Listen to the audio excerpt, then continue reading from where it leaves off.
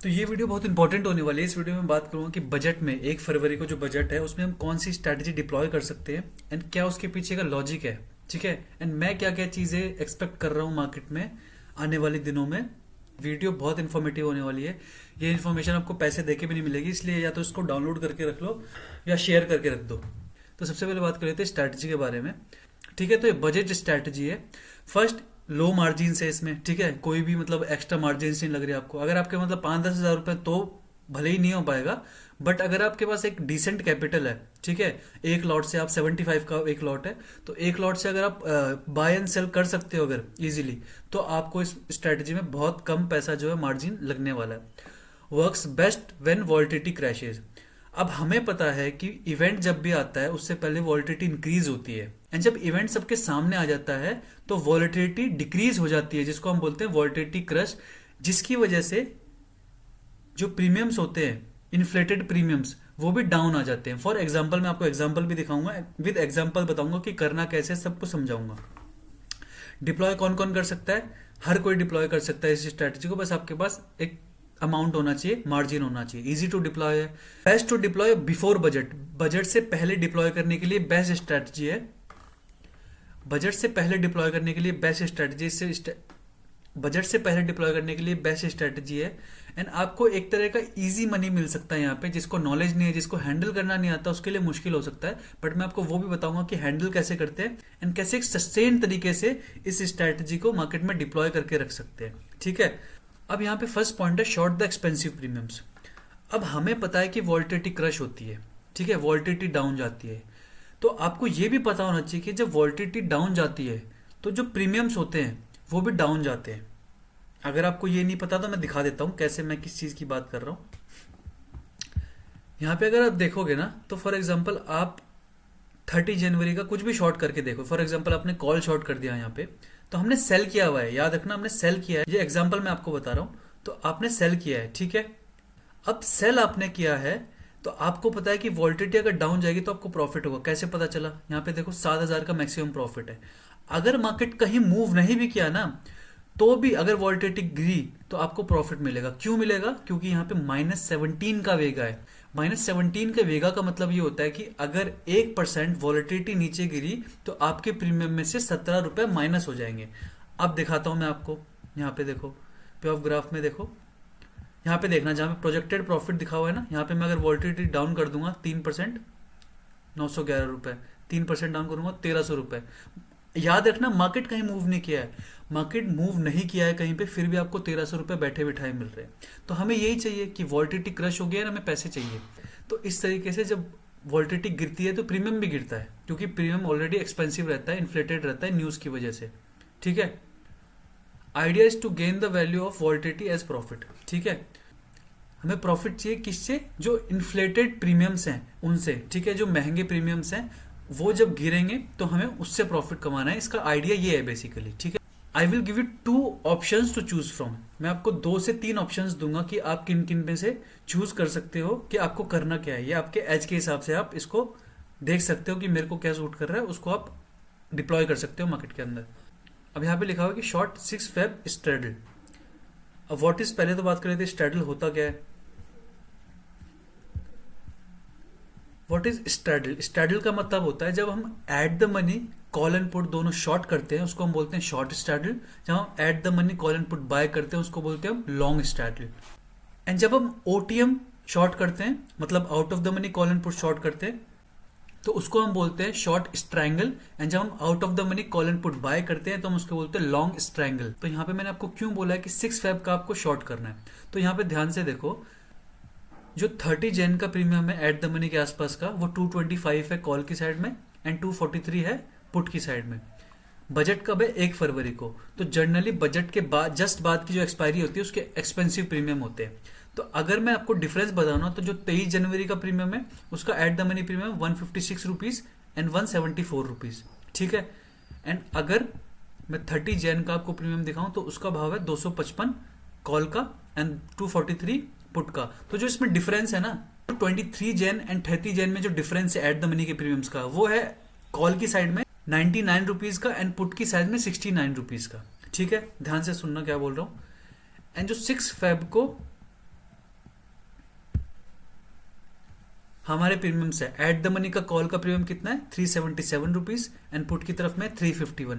तो जो 30 Jain and 6 Feb का डिफरेंस है प्रीमियम्स में एट द मनी में, वो है हमारा 122 रुपए कॉल की साइड में एंड 106 रुपए पुट की साइड में। आप डिफरेंस माइनस करके देखना, मतलब जो एट द मनी जनवरी का चल रहा है, मतलब 6 फेब के प्रीमियम को अगर मैंने माइनस किया 30 जनवरी के प्रीमियम से, तो जो डिफरेंस आ रहा है 122 रुपए का आ रहा है मैं कॉल की साइड में, एंड जो पुट की साइड में आ रहा है वो 108 रुपए का आ रहा है।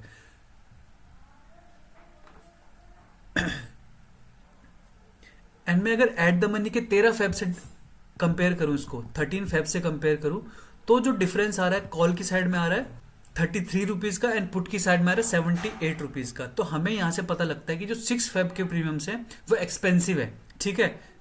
क्योंकि अगर आप रिसेंट एक्सपायरीज एक्सप्लोर करोगे ना एंड उनको डिफरेंस उसमें निकालोगे कौन से एक्सपेंसिव है कौन से प्रीमियम्स है। एट द मनी का मैं इसलिए देख रहा हूँ क्योंकि मैं सारा at the money he compare कर रहा हूँ, एंड सबसे ज्यादा हमें शॉर्ट भी, मतलब जो हमें थीटा की वैल्यू होती है वो भी एट द मनी के आसपास में मिलती है सबसे ज्यादा। क्योंकि जब इन द मनी हम चले जाएंगे तो हमारा डेल्टा भी इंक्रीज हो जाएगा, तो हमें थीटा इतना बेनिफिट दे नहीं पाएगा, ठीक है। तो एट द मनी हम इसलिए शॉर्ट करेंगे क्योंकि हमें सबसे ज्यादा थीटा चाहिए और वोल्टिटी क्रश चाहिए। तो अगर मैं देखो 6 फेब का दोनों शॉर्ट करता हूं, शॉर्ट कर दिया, ठीक है। तो मेरी रेंज कितनी है 3.5% की ऊपर की साइड में, नीचे की साइड में 3% की। तो ये स्ट्रैटेजी भी सिर्फ जो शॉर्ट स्ट्रैटेजी भी प्ले करते हैं वो भी आपको वोल्टिलिटी क्रश में बेनिफिट देगी। अब यहाँ पे देखना 1000 रुपए का प्रॉफिट अभी दिख रहा है आपको, तो मैं अगर 3% भी वोल्टिलिटी डाउन कर दूं तो ये 10,000 का प्रॉफिट हो जाएगा, ठीक है। बट इसमें इशू क्या है ना, इशू इसमें सिर्फ एक ही है कि अगर मार्केट उससे पहले बड़ा मूव कहीं दे दे तो आपको इसमें प्रॉब्लम हो सकती है, बट ये जनरली बहुत कम होता है। तो इससे बचने के लिए भी मैं आपको एक चीज बता देता हूँ, या तो आप इसको कन्वर्ट कर सकते हो जैसे मैंने पीपीटी में बताया हुआ आपको, convert it into iron fly buying OTM. अब आप इसको आयरन फ्लाई में कन्वर्ट कर सकते हो। आयरन फ्लाई में कैसे कन्वर्ट करना है, आप क्या करोगे, आपने सेल किया एट द मनी, आप आउट ऑफ द मनी जाके बाइंग कर लोगे। 24,000 का मैंने कॉल बाय कर लिया एंड मैं ऊपर की साइड में जाके भी लगभग इतने का ही, जैसे 139 रुपीज का मैंने पुट बाय कर लिया। तो ये मेरा हो गया आयरन फ्लाई, ठीक है। कि बीच में मेरे को अब मेरी रेंज भी कम हो गई, 1.6% नीचे की साइड में एंड 2.4-2.5% ऊपर की साइड में हो गई, ठीक है। अभी भी मेरे को क्या होता है, देखो अभी यहाँ पे 1000 दिख रहा है आपको, तो वॉल्टिलिटी डाउन जाएगी 3%, 4%, तो मेरे को 4-4.5 का, जहां पहले 10,000 का प्रॉफिट था वहां पे मेरे को आधा प्रॉफिट है क्योंकि मैंने बाइंग भी कर लिया। तो बाइंग वाला है उसमें से भी तो वॉल्टिलिटी डिक्रीज होगी, तो मुझे वहां पे लॉस है, ठीक है। बट अगर 1 फरवरी को एक्सपायरी होती ना तो ये आपको बहुत अच्छा प्रॉफिट दे सकती थी। तो या तो आप ये चीज डिप्लॉय कर सकते हो, या फिर एक और जो मेरा मॉडिफिकेशन है, ये तो आपको हर जगह मिल जाएगा, बट मैंने क्या मॉडिफिकेशन किया वो समझाता हूं मैं आपको। अब यहाँ पे भी आपको देखो वेगा नेगेटिव ही मिलेगा। मैं अगर आपको देखूँ ना, आपको क्या करना है, क्योंकि आपको वॉल्टिलिटी अब खानी है। मैंने जो पहले स्ट्रेटेजी आपको बताई है उसमें वेगा पॉजिटिव है तो उसमें वॉल्टिलिटी इंक्रीज होगी तो बेनिफिट होगा।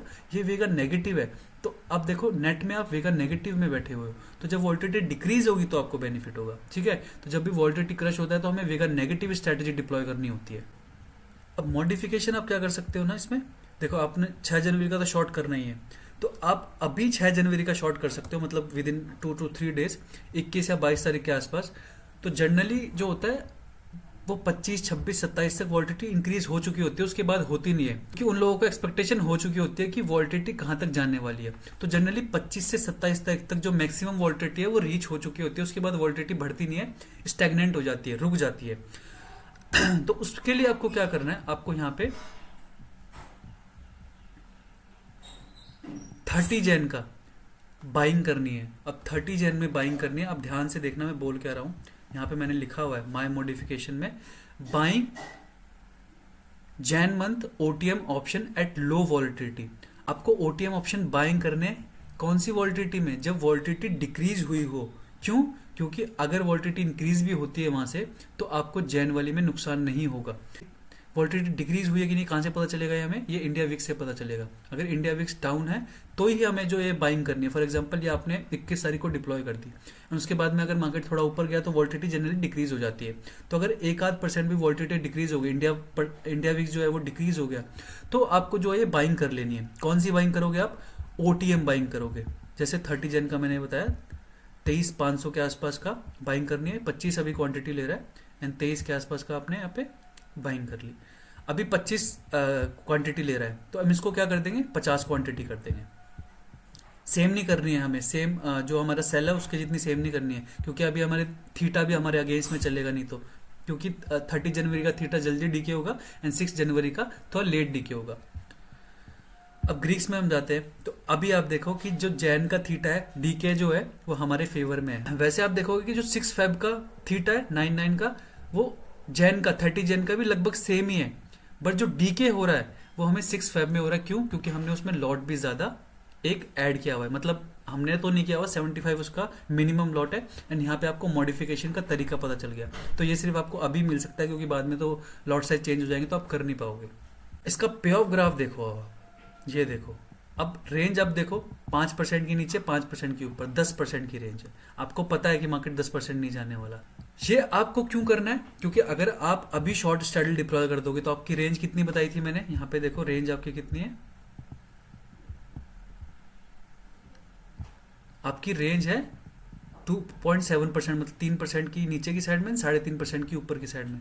तो अगर मूव बड़ा आ गया तो वहां पे आपको पेन हो सकता है। तो उससे बचने के लिए आप 30 जेन का जो है बाइंग कर सकते हैं लो वोल्टिलिटी में। अगर मार्केट तेजी से गिर गया तो भी कोई फर्क नहीं पड़ेगा, तेजी से बढ़ गया तो भी कोई फर्क नहीं पड़ेगा। जो झेल सकते हैं उस चीज को वो क्या कर सकते हैं, आयरन फ्लाई डिप्लॉय कर सकते हैं, जो मैंने बताया था कि सेम थोड़ा सा दूर जाके सेम एक्सपायरी का बाइंग कर सकते हैं।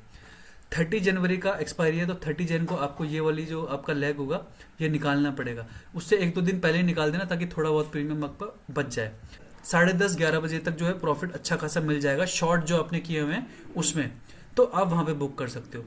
बाइंग आपको तभी करनी है 30 जनवरी वाली जब आप वो हैंडल ना कर पाओ बड़ा मूव, क्योंकि पॉसिबल है कि बड़ा मूव भी आ सकता है, मार्केट गिर भी सकता है, बढ़ भी सकता है। तो उसको हैंडल करने के लिए हमने ये बाइंग करी है एंड इसका लॉट साइज कम ही रखना है आपको। अगर याद हो मैंने क्या बोला आपको।